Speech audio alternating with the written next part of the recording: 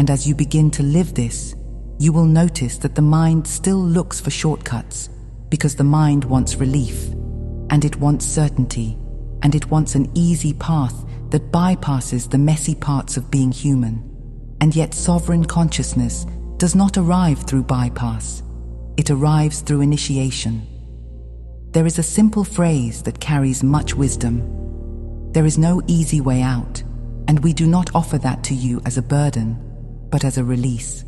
Because once you accept it, you stop wasting energy searching for the loophole that does not exist, and you begin investing that energy into the practice that actually transforms your life. Many of you, especially those who have felt out of place on earth, have at times hoped that awakening would be an escape hatch, that spiritual growth would remove you from discomfort, that higher frequencies would eliminate emotional pain, that remembering your star origins would free you from the heaviness of your human story. And what you are discovering now is something more empowering. Awakening does not remove you from life. It brings you more fully into life. And sovereign consciousness is not the avoidance of the human experience. It is the ability to meet the human experience from a larger, steadier, more coherent center. Initiation is what happens when you stop asking, "How do I get out of this?" and start asking, "How do I be with this in a way that honors who I am becoming?" Because you can be with uncertainty without turning it into doom. And you can be with discomfort without turning it into self-judgment. And you can be with emotional intensity without making it your identity.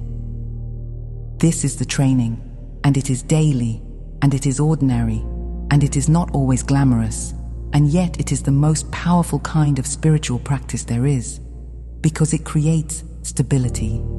And stability is what allows higher frequencies to anchor in your body, your nervous system, and your daily choices, rather than remaining in the realm of concepts.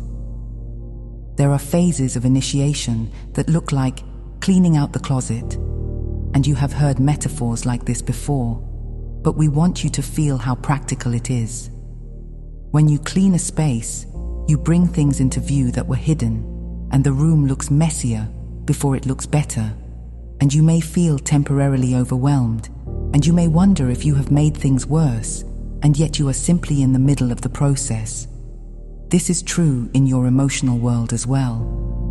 Many of you are noticing old fears, old wounds, old patterns, and old identities surfacing, and you may think you are regressing, but in many cases, you are simply becoming conscious of what was running unconsciously, and consciousness is what gives you choice. You cannot transform what you cannot see, and you cannot integrate what you deny, and therefore the surfacing is not punishment, it is an invitation.